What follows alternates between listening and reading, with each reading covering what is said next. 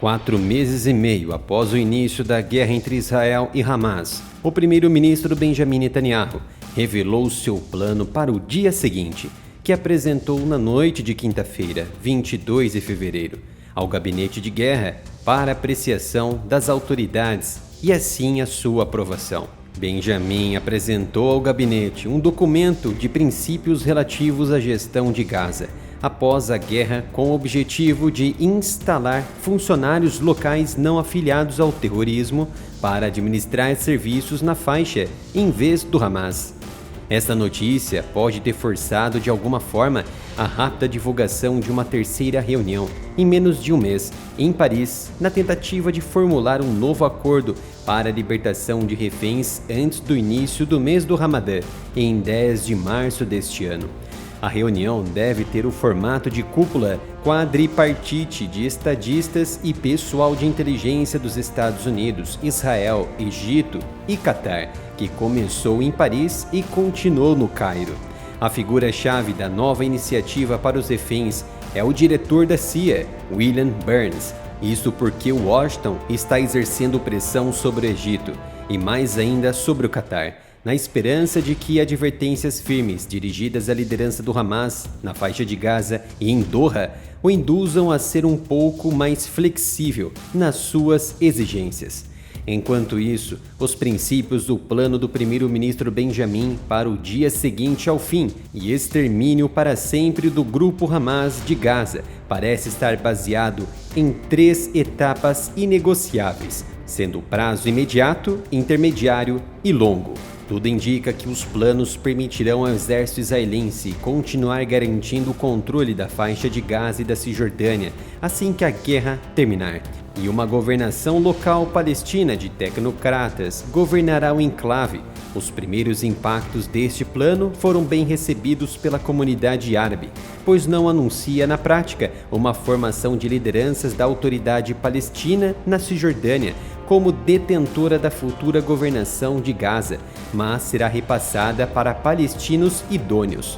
Durante mais de 4 meses, Netanyahu adiou discussões no Gabinete de Segurança sobre o chamado dia seguinte da guerra, temendo que isso pudesse levar a fraturas na sua coligação, majoritariamente de direita, que busca extinguir a corrupção e o terrorismo na faixa e no Estado de Israel. No entanto, há políticos mais conservadores e linha dura que não querem um governo palestino, mas autenticamente israelense, um compromisso que Netanyahu jamais deseja assumir e está trabalhando para contornar este atrito de ideias dentro de seu governo e de apoiadores.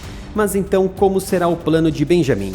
Já ouviu falar da nossa loja do Área Militar? Tenha camisetas e canecas exclusivas, são mais de 70 itens. Acesse umapenca.com/área militar.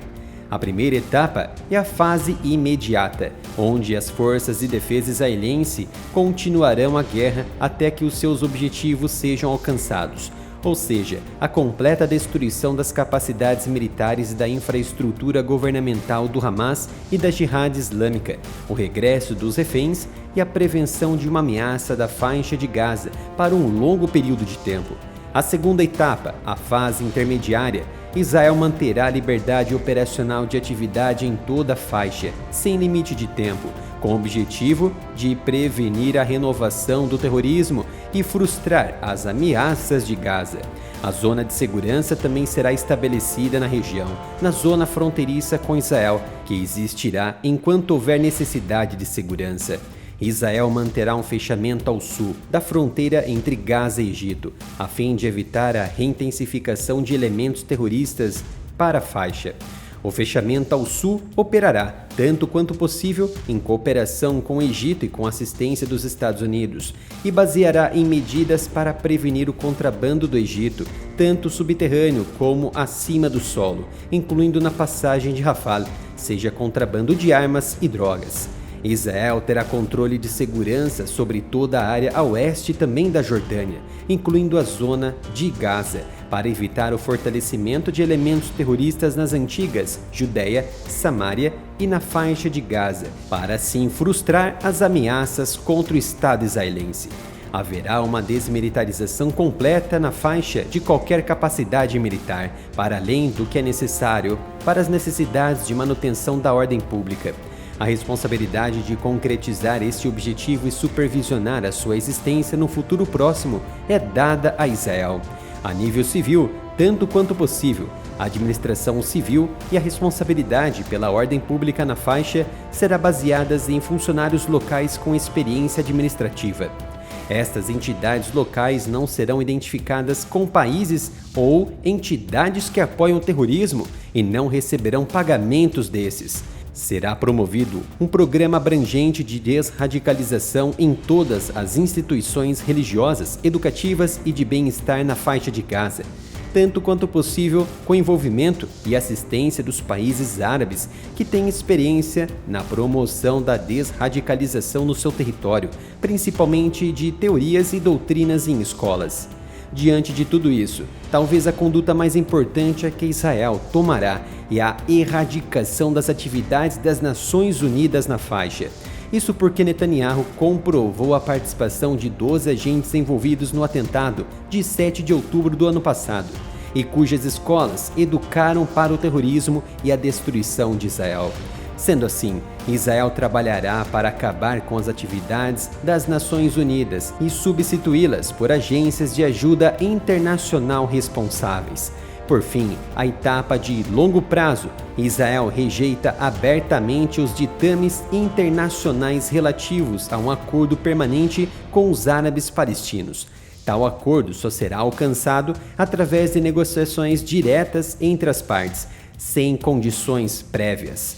Neste árduo e longo plano, Israel continuará a se opor ao reconhecimento unilateral de um Estado palestino. E isso tem um motivo. Isso poderia apresentar brechas para novas disputas territoriais já consolidadas pelo Estado.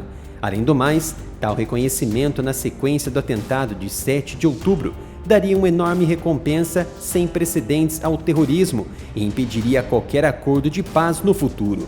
Ou seja, o atentado não pode ser visto como ferramenta para tentar chegar a uma independência ou até mesmo busca de um território ou afastar uma etnia, como os judeus ou israelenses. Sendo assim, o primeiro-ministro Benjamin Netanyahu, com esses novos planos, busca integralmente um novo Oriente Médio para a paz. Agradeço a sua presença em mais uma análise aqui no canal. E se gostou deste vídeo, então se inscreva e ative as notificações.